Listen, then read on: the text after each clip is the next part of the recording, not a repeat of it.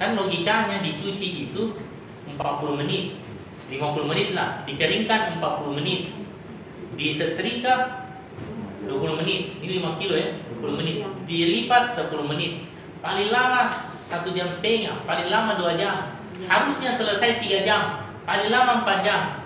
Kalau tidak selesai,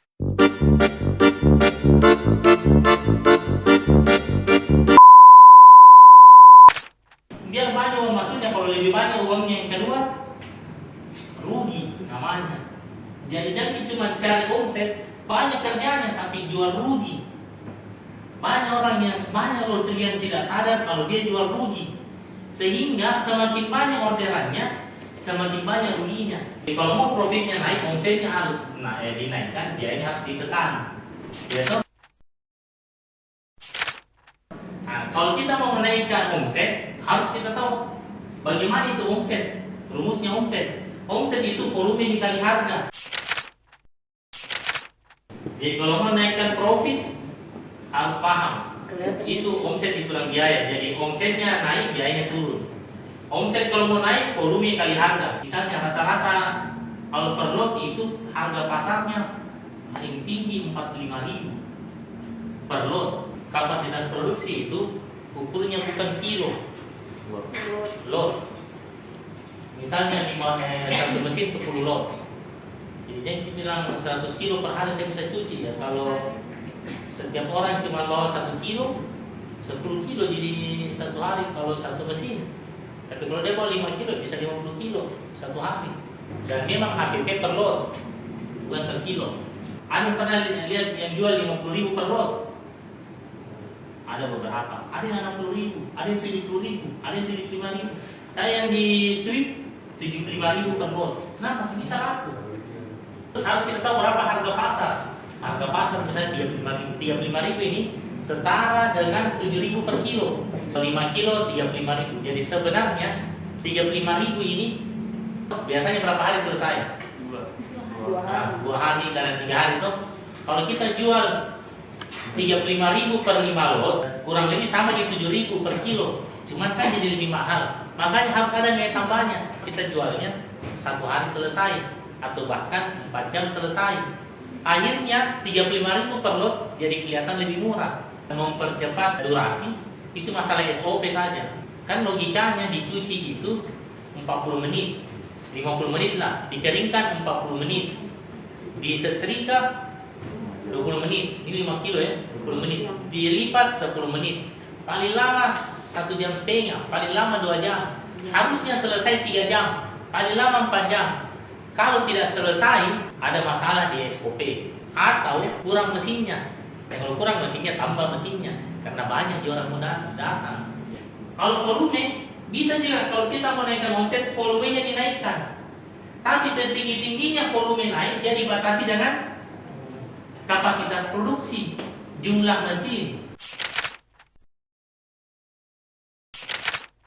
Contoh ya kayak di sini, karena 5 di mesinnya, tapi karena investasinya besar, berarti targetnya juga harus besar, ya kan? Nah, bagaimana caranya supaya omsetnya bisa besar? Karena 5 di mesin, tidak bisa melebihi itu 5 mesin. Nah, ini harganya harus tinggi sekali. Bagaimana caranya? Nah, sampai dia mau melewati harga pasar, dia berikan nilai tambah. Dia berikan nilai tambah yang banyak sehingga dia jual 75.000 per lot, orang mau. Lihat di sendiri ya, kita pelajari apa nilai tambahnya. Orang baru datang mobilnya sudah lari nih keluar, bukakan pintunya.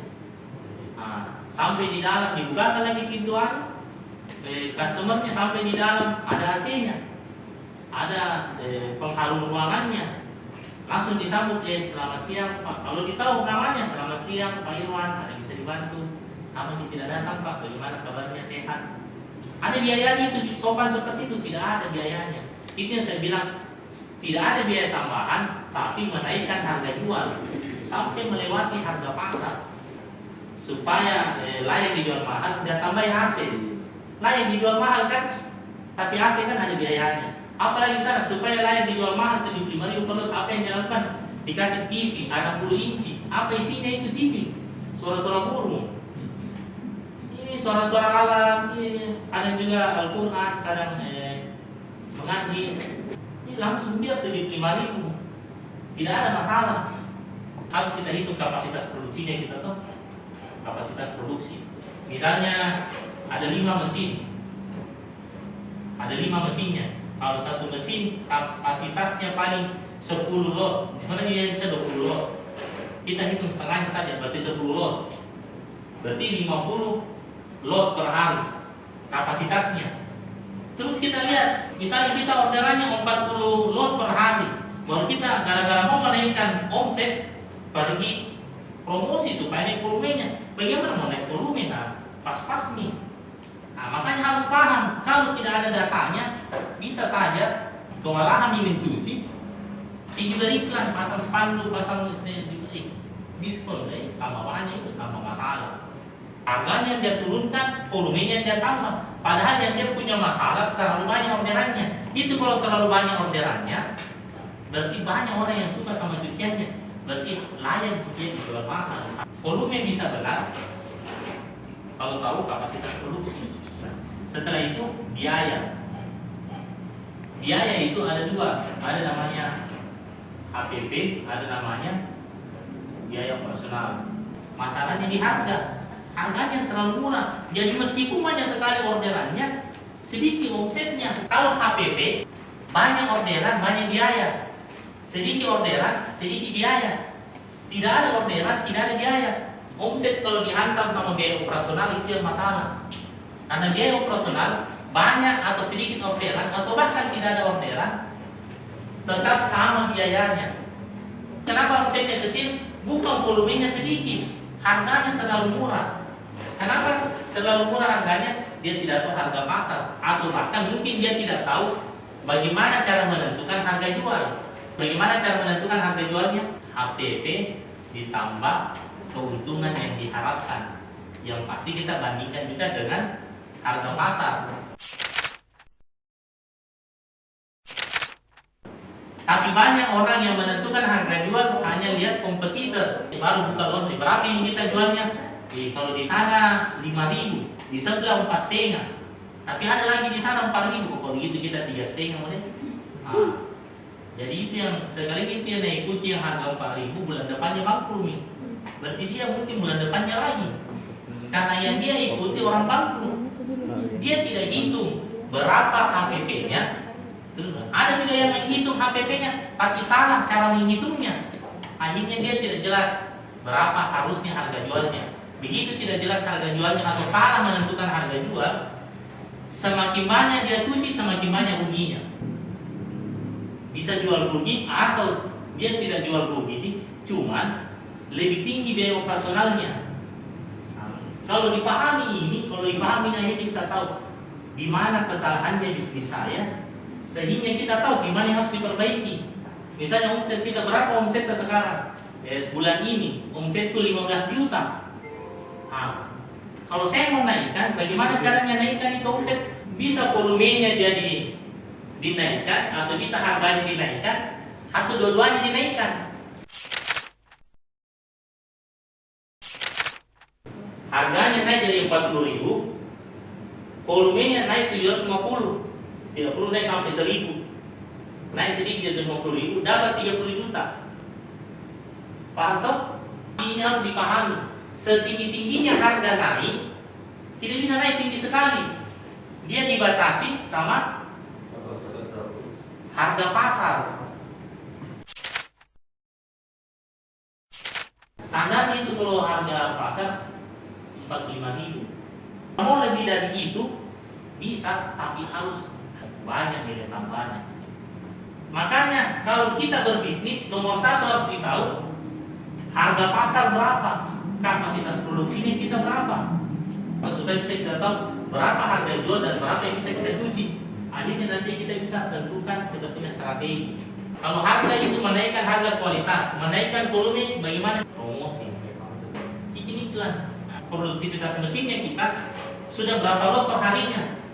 Kalau dia sudah di atas 80%, jangan bikin promosi karena bikin masalah itu. Makin banyak kompetitor makin bagus, berarti banyak marketnya. Bisnis itu kan menyelesaikan. Itu bagusnya kalau bisnis. Tidak itu pebisnis yang bertahan dan semakin membesar. besar kecuali dia menyelesaikan masalahnya market.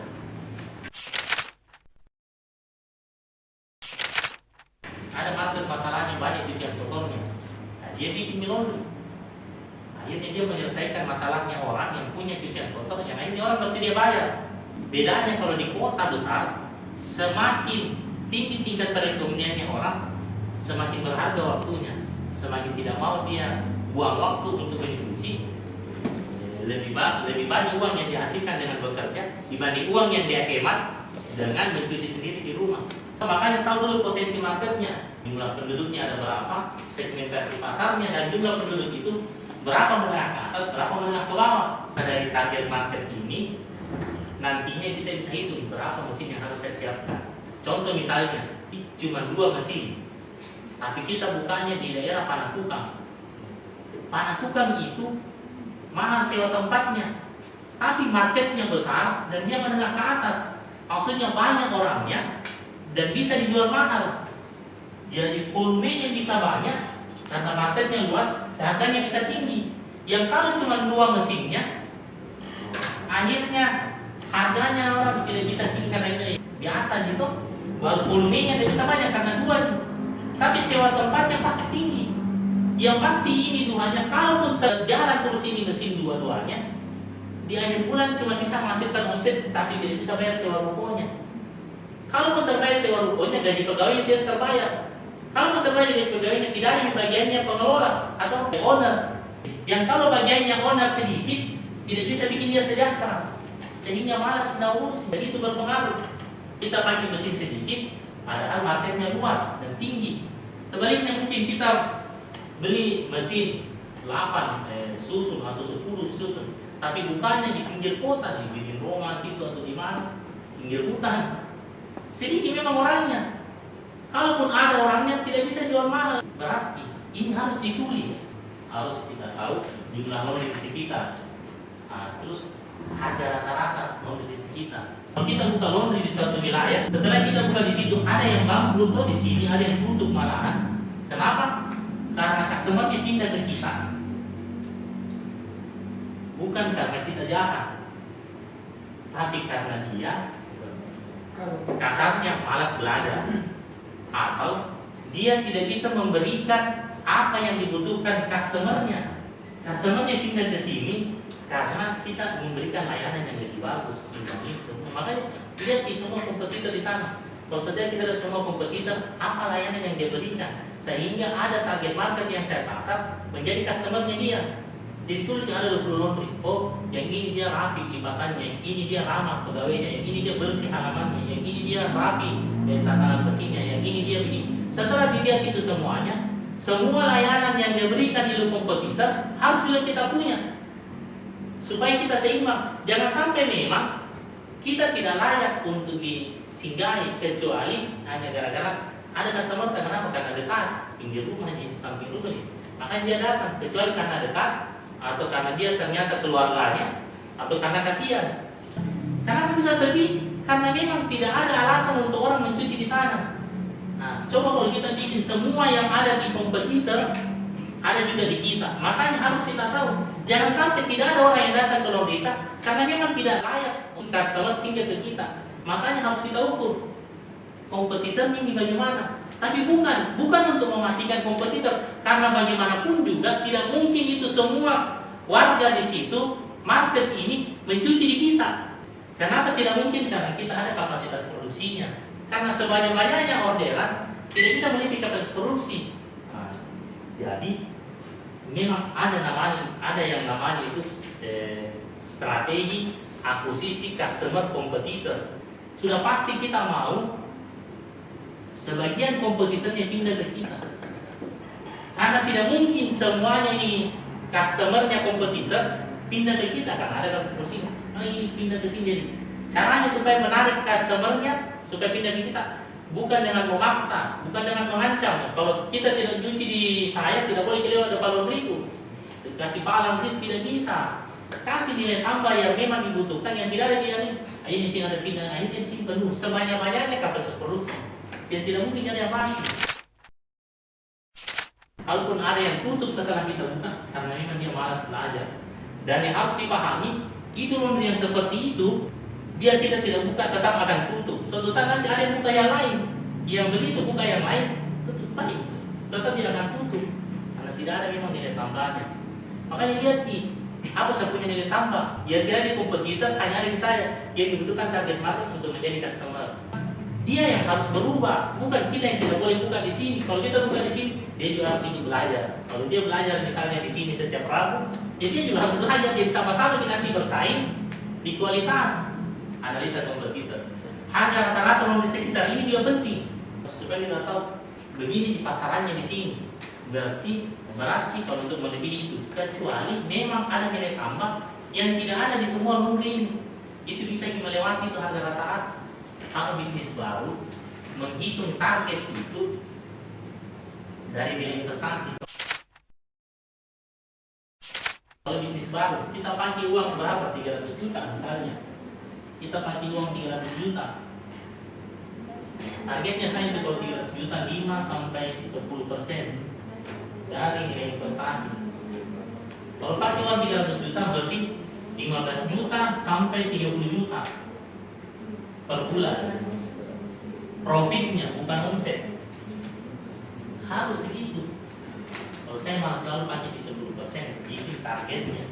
Dari target kita bikin strategi. Kalau ada strategi yang memang masuk akal supaya target tercapai, jalan nih. Jangan sampai bikin target yang memang tidak ada jalannya untuk tercapai. Kalau 300 juta itu sewa tempatnya tidak boleh, nanti boleh lebih dari 50 berat kalau lewat dari 50. Kalaupun mau lewat ya berarti banyak lagi hitungannya tersendiri itu. Yang kedua, jumlah mesinnya harus sekitar 5 bisa, 5 atau 6. Jadi kalau kita pakai 300 juta tapi alokasi investasinya misalnya kita ambil sewa tempat yang 80 juta tuh, baru kita langsung bayar 2 tahun 160 juta, baru sisanya ini dan lain-lain akhirnya tersisa untuk mesin cuman misalnya tuh kita nggak 80 juta. 80 juta itu hanya bisa beli 3 mesin, 3 set mesin. Yang ini 3 mesin kalau dia berputar pun banyak sekali, tidak berhenti, harus juga harganya mahal. Tidak bisa nabayari di sewa tempat, kalau kita nabayari gaji pegawai, ya kan? Belum lagi biaya-biaya yang lainnya, yang akhirnya. Dan kalaupun terbayarkan sewa tempat, ini kalau 80 juta berarti harus kita simpan di 2% 8 juta per bulan. Harus kita alokasikan 8 juta per bulan. Belum lagi gaji pegawai, banyak atau sedikit, atau bahkan tidak ada orangnya, tetap dia bayar gaji pegawai. Sewa tempat juga harus kita alokasikan supaya kalau habis sewanya ada lagi uang. Bukan begitu habis sewa ruko, tutup laundry-nya. Yang akhirnya kalaupun ada keuntungannya sedikit yang tidak bisa bikin dia sejahtera. Keuntungannya akhirnya nanti 1 tahun sudah malas keurus ini. Harus kita tahu berapa biaya investasinya supaya kita bisa tahu berapa targetnya. Harus kita tahu biaya investasi supaya tahu berapa target yang harus kita kejar. Kenapa berdasarkan nilai investasi itu target? Karena itu uang kalau ditaruh di bank bertambah sendiri. Jadi kan kalau di bank 0,2% per bulan. Kalau tabungan itu kalau deposito 0,5% per bulan. Jangan sampai kita bisnis pakai uang misalnya 200 juta, ternyata keuntungan yang kita targetkan cuma 1 juta per bulan, ya kan? Akhirnya lagi kalau 1 juta di per bulan yang kita hasilkan dari berbisnis laundry dengan investasi 200 juta, mending tuh uang ditaruh di deposito. Kalau dari bikin dosanya kan, mending bikin saja deposito, tidak goyang-goyang lagi, dapat 1 juta. Tapi kalau bikin 200 juta baru dapat 1 juta di 1 bulan, mending 200 juta masuk di bank, kita tidur-tidur dapat 1 juta 1 bulan. Maksudnya kalau tidak pikir dosanya itu sebagai pribadi, saya bilang harus ada standarnya. Makanya standarnya itu kalau bisnis itu kalau di bank tidak ada resikonya, sudah pasti kembali, cuman pasti sedikit. Dan kalau muslim pasti dosa, ya kan? Tapi kalau investasi atau bisnis harusnya potensinya lebih besar untuk besar potensi keuntungannya, tapi ada resikonya. Makanya ini besar itu minimal 10 kali. Kalau 10 kali dari deposito baru layak di bisnis dijalankan. Kalau di bawah itu kayaknya tidak layak. Makanya standarnya 5%. Ini kan 0,5 per deposito. Kita pakai 5% sampai 10% masih bisa. Kalau ada tawaran bisnis di atas 10%, hati-hati, hitung baik-baik. Biasanya itu penipuan. Kalau ada menawarkan di atas 10%, itu target ini bukan cuma harus menarik, tapi harus masuk akal. Bukan hal yang mudah dicapai, bukan hal yang tidak mungkin. Masuk akal itu dilihat dari strateginya. Strategi itu ada marketing, operasional, SDM, ada keuangan.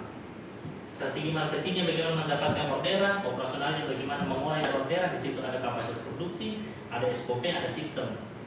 SDM itu mengelola orangnya. Benar jika strategi SDM-nya salah cara menggaji saja itu bisa kacau usaha.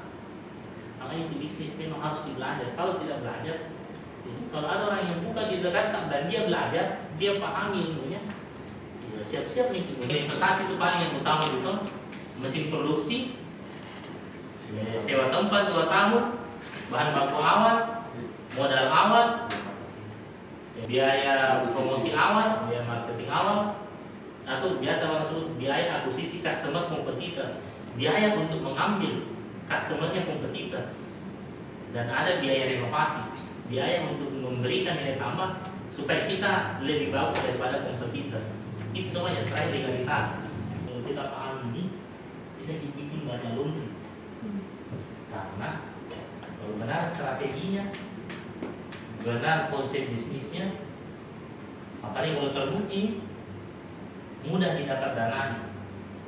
Yang pertama itu mesin produksi. Mesin produksi itu diukur dari jumlah market.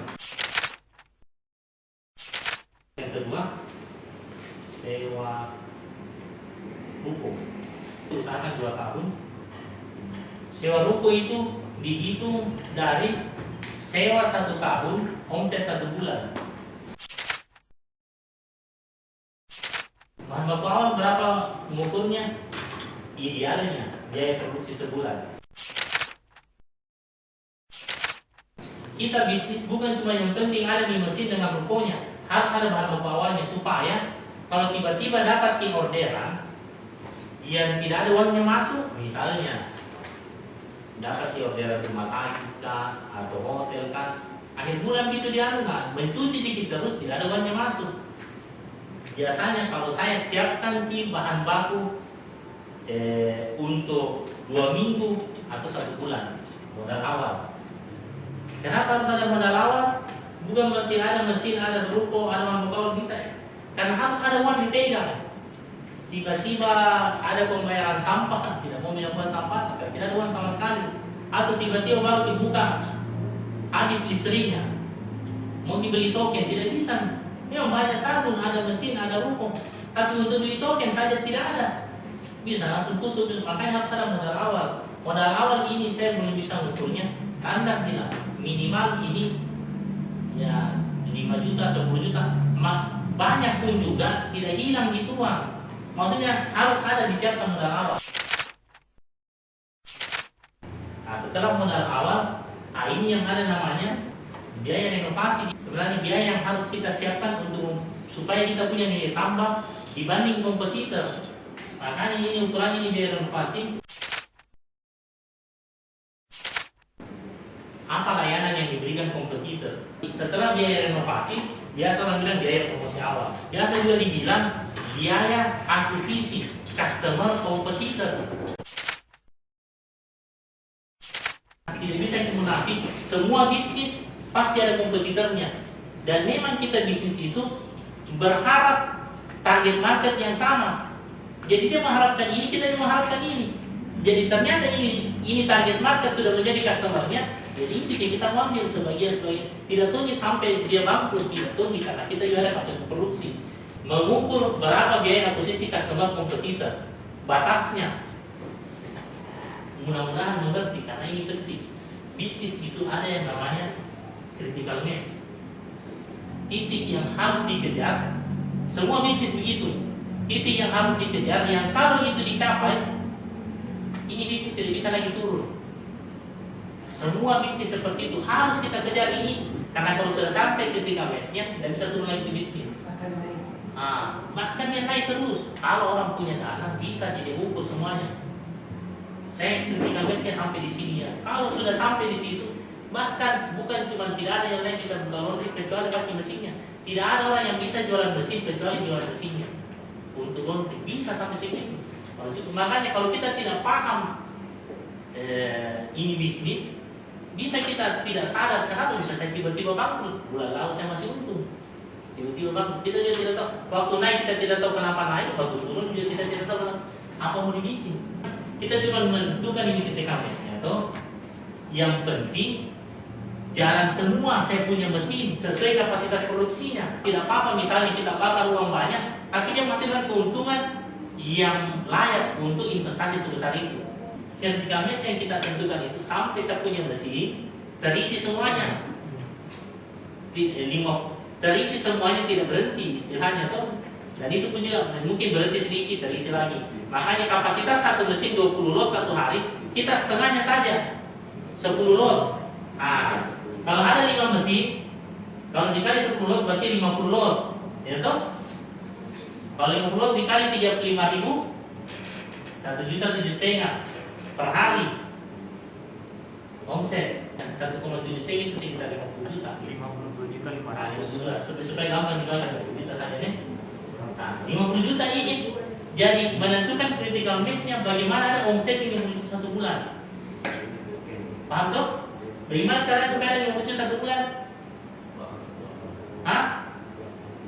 Ada 200 orang yang langganan bulanan 250.000. Kalau dia ada yang 200 orang langganan bulanan 250.000, lain yang tidak langganan itu yang lewat-lewat saja, itu menambah ini. Tapi ini kita memastikan dulu ini. Bagaimana caranya 200 orang bayar 250.000? Bikin penawaran apa kira-kira yang bisa saya tawarkan supaya ada 200 orang mau bayar 250.000. Kira-kira apa yang saya tawarkan? Kira-kira apa yang bagus yang ditawarkan? Bisa nih 250.000 berhadiah payung. Tapi kan payung itu menambah biaya. Lebih bagus bonusnya cucian toko lagi.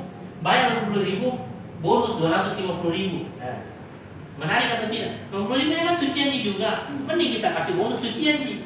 Yang akhirnya dia terikat juga sama kita. Terserah apa kata-katanya. Tapi kita butuh 200 orang begini. Bagaimana caranya? Bikin di sebelah-sebelah berapa spanduk sebagainya. Terus ada juga awalannya pertama bayar pakai doa, setelah ini bagaimana kan masuk di media apa semuanya. Bahkan ini untung atau tidak rugi di sedikit di untungnya. Jangan sampai kita memang tidak tahu menghitung HPP. Kenapa penting untuk mengetahui HPP? Kalau HPP 1 atau 20%, terus nanti di akhir bulan kita bisa hitungkan harga jual itu dikali volumenya, itu menjadi omset. Terus HPP dikali, jadi nanti akhir bulan kita lihat berapa jumlah omset dibandingkan dengan jumlah bahan baku yang kita beli untuk mencuci. Kalau dia di atas 20%, dua kemungkinannya. Boros di pegawai tak, atau mungkin ada kasih tumpah parfum, atau kasih tumpah sabun, atau ada bawa pulang sabun atau parfum. Dan kita bisa tahu bisnis ini ada yang curang gara-gara menghitung. Kalau punya data, bukan gara-gara lihat mukanya. Kalau kuliah ini muka ini pegawai pencuri, belum tentu. Dan ini penting ya, harga jual dengan HPP, selisih harga jual dengan HPP itu namanya gross profit. Makanya penting ini gross profitnya harus tinggi, HPP-nya ditekan, harga jualnya dinaikkan. Ini biaya operasional harusnya kita hitung. Mana yang masuk biaya operasional? Oh, sewa tempatnya berapa? Gaji pegawainya berapa? Listriknya berapa? Listrik itu biaya operasional, biaya tetap. Terus ada cicilan mesin, ada cicilan ini, apa semuanya? Cicilan usaha yang banyak atau sedikit atau bahkan tidak ada, sama itu biaya. Jadi makanya itu dia tetap 8 juta terus kurang lebih. Kenapa ini harus tidak biaya operasional? Karena itu biaya yang tetap setiap bulannya. Berarti jumlah orderan tidak boleh tidak bisa membiayai itu biaya operasional. Tidak boleh sedikit orderan. Akhirnya kita nanti bikin strategi minimal segini setiap hari supaya satu bulan segini. Yang penting tutupi biaya operasional. Berarti nanti kita tahu titik BEP-nya ini bisnis. Titik BEP itu break even point. bukan kembali modal. Sama pemasukan dengan pengeluaran. Harga jual HPP tambah keuntungan, tapi ini sesuaikan dengan harga pasar. Makanya penting untuk bisa menghitung HPP.